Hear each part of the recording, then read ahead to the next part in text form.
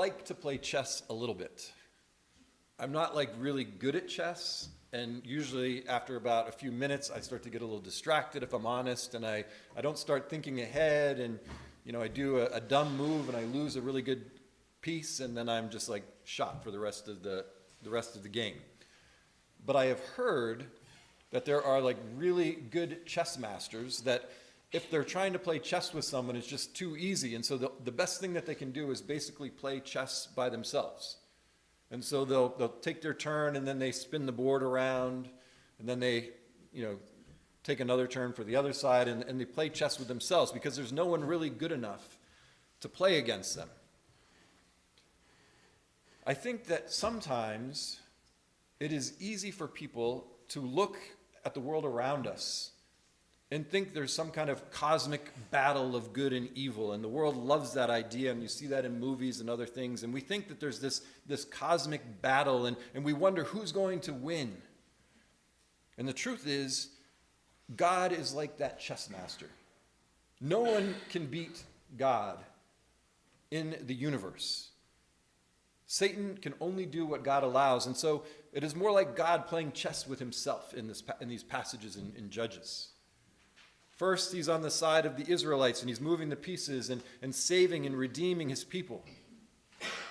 And then they do what is evil in the sight of the Lord, or what is right in their own eyes, and he turns the board around, and then he starts moving the Moabites, or the Philistines, or the other pieces of the board to do what he wants again, and to dominate over his people. And then they cry out, and he turns the board again and moves another piece to save his people. But ultimately, what we see throughout Judges, and what we see throughout the Bible, and what we see throughout the world is that God is in sovereign control. That no one beats God, that no one outsmarts God, that no one has anything that they can do against God and his plans. God is in absolute control, playing both sides of the chessboard in Judges. It is by his hand that people are saved, and it is by his hand that his people are defeated. God is the only hero, and he will do whatever he needs to do and whatever he wants to do to accomplish his purpose, to save his people, to restore his people.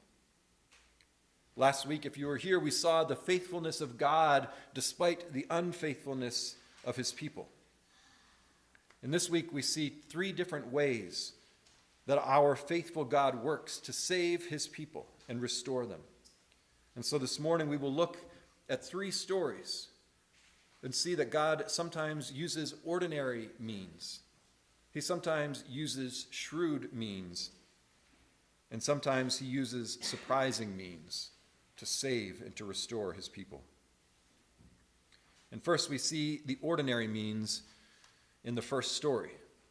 I have a friend who preached a sermon on this passage, and he described the first story as similar to the first time you play a card game, or the first time you teach someone a new card game. What do you do when you play cards? You teach the rules, you say how it's going to go, similar to First and Second Judges, where we saw sort of the introduction to the book of Judges. And then what do you do after you've given the rules? You play sort of a practice round. And you deal out the cards or whatever it is, and you kind of go slow and you explain it. It's like an easy round.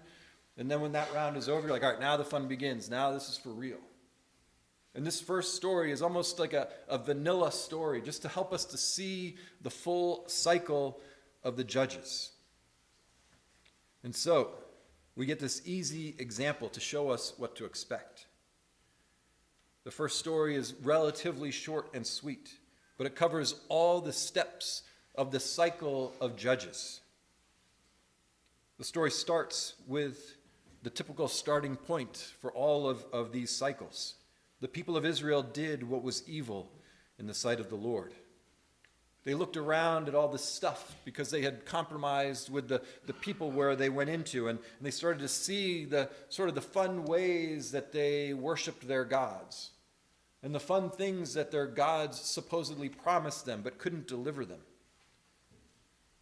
They had cultic prostitution that promised fruitful crops and a lot of children. And so the people thought, you know what, that's kind of fun, and we want those things, so let's go after them. They liked what they offered. So we read in Judges 3:7, they forgot the Lord their God, and they served the Baals and the Ashtaroth. And this, of course, leads to the next phase in the cycle. It leads to God, his anger being kindled. We will see time and again in Judges that this phase of the cycle leads to God using foreign nations to come in and conquer his people and to oppress his people. God used these nations to draw his drifting people back to himself. Barry Webb wrote, "The most appropriate term for it is discipline, because it is corrective rather than retributive, and always tempered by grace." God was not using retribution. He wasn't angry and saying, you know what, I'm going to get you guys. But he was angry and he said, you know what, I'm going to get you back to me. I'm going to draw you back to myself. And so in this opening example, God uses Cushan-Rishathaim, the king of Mesopotamia. Now, we don't know much about this king. In fact, even the word Mesopotamia is debatable, and when you read the commentaries, as many commentaries as there are, they'll tell you that it's from a different place in a different part of the world. But we do know one thing about him. Rishathaim meant doubly wicked. So this was a bad guy. He was doubly wicked, and God was using this doubly wicked chess piece to accomplish his purposes. It's also worth noting that the tribes that he came from were actually first the tribe of Lot's oldest daughter. And the second tribe was Lot's second daughter. So these were relatives of the Israelites. And so this doubly wicked king, a distant relative to these people, come in and oppresses the people of God. And this leads to the next cycle, the next phase in the cycle. And interestingly, we aren't told if they cry out because they start to realize, you know what, we really sinned against God. We shouldn't have gone to those Baals and to those Ashtaroths. Or if they're just crying out because they didn't like the discipline that they were receiving. It is obvious that they didn't like the discipline, and they cry out to God because of the oppression that this king puts over them. But either way, God is gracious with them.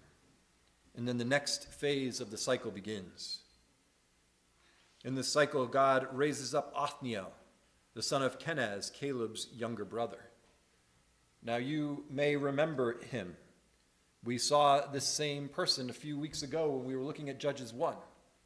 This was the valiant warrior when Caleb said, anyone that takes this city, I'll give my daughter in marriage. And he stepped up and he said, you know what? I'm the guy that's going to lead the army, and we're going to take this city. So he was a leader. He was a warrior. And he was from the right family, Caleb's nephew, from the tribe of Judah. Everything looked good. And God uses this leader to overthrow the enemies. And this leads to the final phase of the cycle where God's people have rest from their enemies. God's people again have rest from the oppression. This first story, shows us the ordinary ways that God saves and restores. Raising up one of the leaders of the community from the tribe of Judah to defeat the enemy. We don't know much about how it was done or what transpired. But this leader stood up and stepped up and led the people of God against their enemies. Often God saves people for himself through very ordinary means. Often he uses family members and children growing up in Christian families and hearing the gospel from a young age and going to church from a young age. And it is a common testimony to hear people say, well, I don't know when I became a Christian. I just don't remember a day that I didn't believe in God. And God often uses ordinary means also to restore the drifting person. It can be someone who's in church every week, but then as they hear the word of God, they are convicted and reminded of God's love for them and his grace and forgiveness. And so God uses ordinary means to save his people and to restore his people. In this first story, God used Othniel, who, although technically his ancestors, as I said the other week, were Canaanites, they had been engrafted into the tribe of Judah. And he came from a line of leaders, and Caleb was, of course, one of the greats like Joshua. But sadly, it wasn't enough to be from the right family, because the rest he gave only lasted for 40 years while Othniel was alive.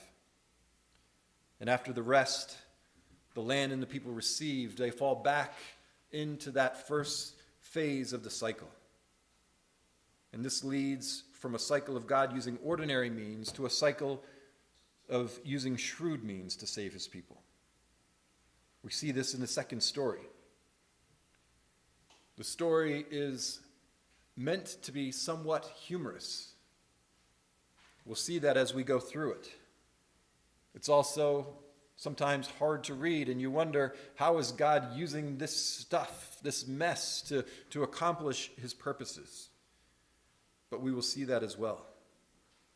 It gets a little bit graphic, although I would say our English Bibles clean it up a little bit, and the King James even cleans it up a little bit more. It says dirt came out, and you'll see where that is if you're paying attention. But it begins, as the cycle always does, with the people of God doing evil in the sight of the Lord. This time, God uses Eglon, the king of Moab, to discipline his people. I'm sorry, I told you that the two kingdoms from the previous one were the daughters of Lot, but it was actually this story here, that the daughters of Lot. So Abraham's niece's children were the ones that kind of got together and decided to conquer the Jewish people, the Israelites. We know something else about this king, King Eglon. His name actually means calf. Now, I'm thinking it must be like a fattened calf that they're saving for the sacrifice, or that they're using for the big festival or the party, but he is the calf. But he is also a very large man. So the fattened calf sets up in the city of palms, that is actually Jericho. And he receives tribute from the people of God. And of course, after 18 years of this, the people cry out to God, to the Lord in verse 15. This time the Lord raises up a new deliverer, but not like the previous judge, who came from the right family, who had that sort of heroic leadership quality. Many commentators suggest that the phrase left-handed actually meant that his right hand was deformed, or that it didn't work.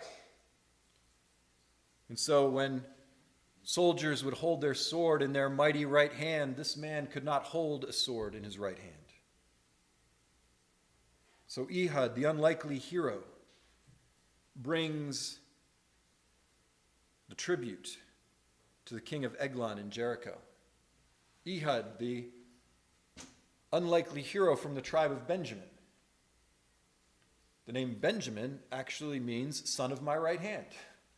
And here is this man who can't use his right hand coming in to meet Eglon, the fattened calf. Now, I'm sure that the king's security team patted Ehud down. I'm sure that they checked him out to make sure he was okay, but they probably never thought to look on his right side. I remember reading a story when we lived in New Jersey that the state police all had to keep their pistols on their left side. It was so that they all looked very uniform and looked good. But what happened is if you were a left-handed police officer and you went to reach for your gun instinctively, you would not reach for your left side. And they actually realized that they were doing a disadvantage to these left-handed police officers. And finally, after some issues happened, they said, you know what, you could switch your pistol over to your left side, to your right side, because that's where a left-handed person will reach. Another interesting story, when we lived in Papua New Guinea, it was culturally appropriate there. When you would walk up to someone that you didn't know, a man, men would always hold hands for the entire conversation. And they would always hold their right hands. We were told that it was likely from days gone by, although it's not that far back, that when they were fighting with each other, if you were holding the person's right hand the entire time, then they, in theory, wouldn't be able to attack you. And I always thought about this story. What if they were left-handed and I'm standing there holding the right hand of that Papua New Guinean? But here, Ehud comes back into the king's chamber, and now he's sitting on the roof in the cool of the day. And Ehud goes up and he says, I have a secret for you, a secret message. And the king gets excited and he sends everyone out. I want to hear this message. And the message is from God. He had just walked out to where all of the idols were, and he turned back, and maybe the king had people following him. He said, hey, when he got to the idols, he turned back and he said, oh, he must have an important message from the gods for me. And as he stands and starts to lean forward, Ehud reaches with his left hand and takes his sword and disposes of the king. This is the perfect opportunity for Ehud to drive that sword into the belly of the king. And we read that as he did that, the king actually relieved himself. And this provided Ehud with an opportunity to escape. As he leaves and locks the doors, the servants come back. They probably smelled the smell and they understood what was going on, and they thought to themselves he was just going to the bathroom. And so Ehud escapes. And when he does, when he gets back to the safety of his own land, he blows the horn, the trumpet of war. The people rally and they come and they defeat the Moabites. They rout them. Not a man survived. And this leads to another period of rest for the land. And as it happens, this is actually the longest period of rest that the Israelites get in the book of Judges, as they rest for 80 years. Sometimes people say that God has a sense of humor, and I think he does. Here he uses the unlikely hero Ehud in a messy story of shrewdness and treachery. And I think that sometimes God uses shrewdness and treachery in a holy way, in a righteous way, to save and to restore his people. It is not uncommon for me when I'm talking to somebody for the first time to say, I don't know why God allowed this terrible thing in my life. Or I don't know why God is doing this to me right now. One of the first things that usually pops into my head is, it could be that he's using this to draw you to himself, because now you're coming and talking to a pastor. God does often use difficulties. He often uses the messiness, the trickery, the treachery. He can be shrewd in the way he draws people to himself. This is very different from the previous story, but it's also different from the next. In our very brief story, God uses a surprising means to save his people. This last account is only one verse, one sentence.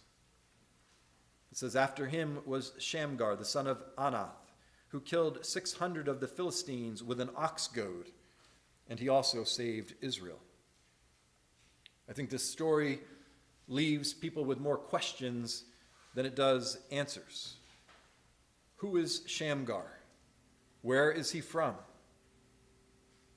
Some believe that based on his name, Shamgar might actually not even be an Israelite. It's not a very Jewish name, and some suggest it might even be a Philistine name.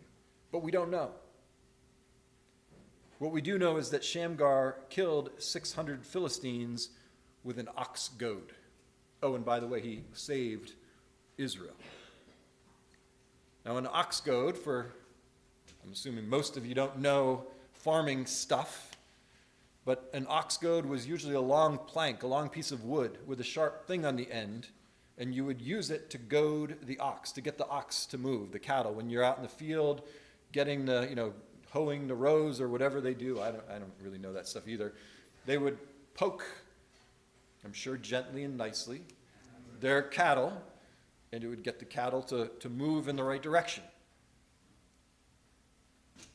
And so he takes this ox goad, and the Bible doesn't tell us, did he kill 600 Philistines in one go with an ox goad, or did he have 600 notches on his ox goad for over time killing Philistines? We don't even know that. But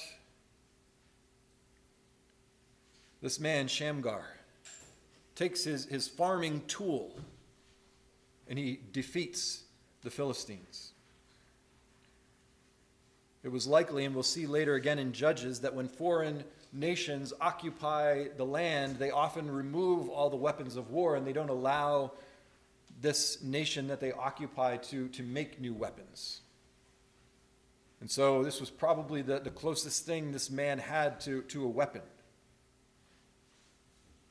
Now, it doesn't seem like Shamgar came from the right family, as in the first story. Doesn't tell us if he was shrewd like he was, like the second story, but he must have been at least pretty strong to fight 600 men with an ox goad. In this brief account, God used brute strength and surprising means, not a weapon of war, but a weapon of farming, to save his people. And I would say that another way that I see God save and restore his people is what you might call brute force, and sometimes surprising means. Another thing that I often hear when I'm talking to someone about the church is they'll say, you know what, it's been really strange over the last couple of months. My aunt, who was a Christian, called and was asking me questions, and then I went and I sat down and there was a Bible next to me, and then I heard this thing on the radio, and all these things are pointing to God, and then they're wondering what God is doing. It may sound similar to what one poet described as the hounds of heaven. There's someone after you, and he's using brute strength and force to just remind you of who he is and to draw you to himself.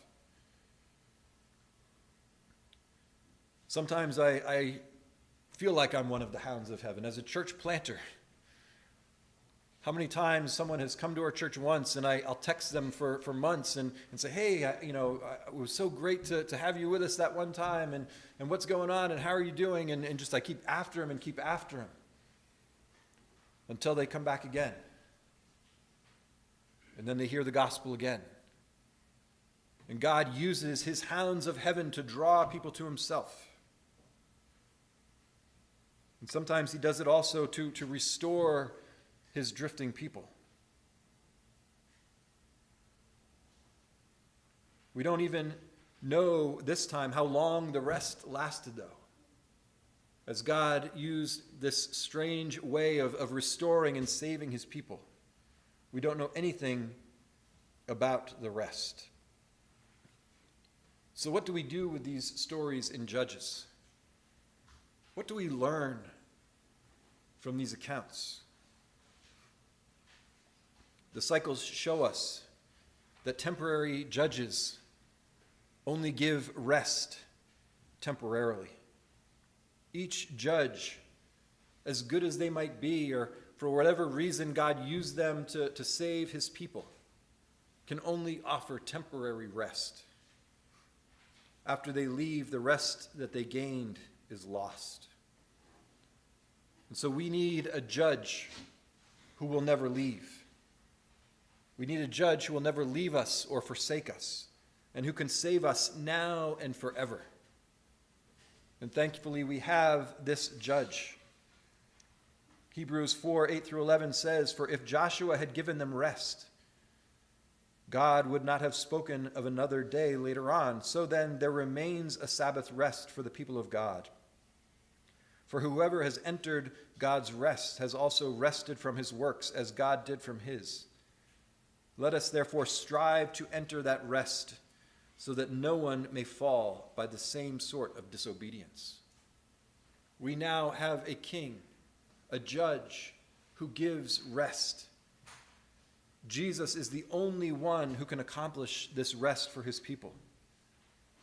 He said in Matthew 11, 28 through 30, "Come to me, all who labor and who are heavy laden, and I will give you rest.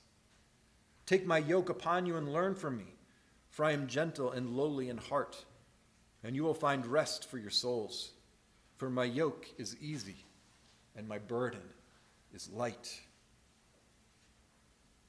Another thing that we see in this passage is that God can and will use any means to accomplish his purposes, to save his people, to restore his drifting people. God gets into our messes. He gets into our weaknesses. Sometimes he even uses shrewd means, or he might use brute force, or he might use the ordinary means of grace to restore his people. And lastly, we can't ignore the refrain that is repeated in this chapter. The people of Israel did what was evil in the sight of the Lord. How quickly and easily people can drift. We've seen it already in the first 2 chapters. We'll see it every week. The drift. God saves his people. God gives his people rest. They look around and they see other things in their culture around them, and they drift away from God, and they begin to do what is evil in his sight. The Israelites were slaves to Pharaoh until God saved them.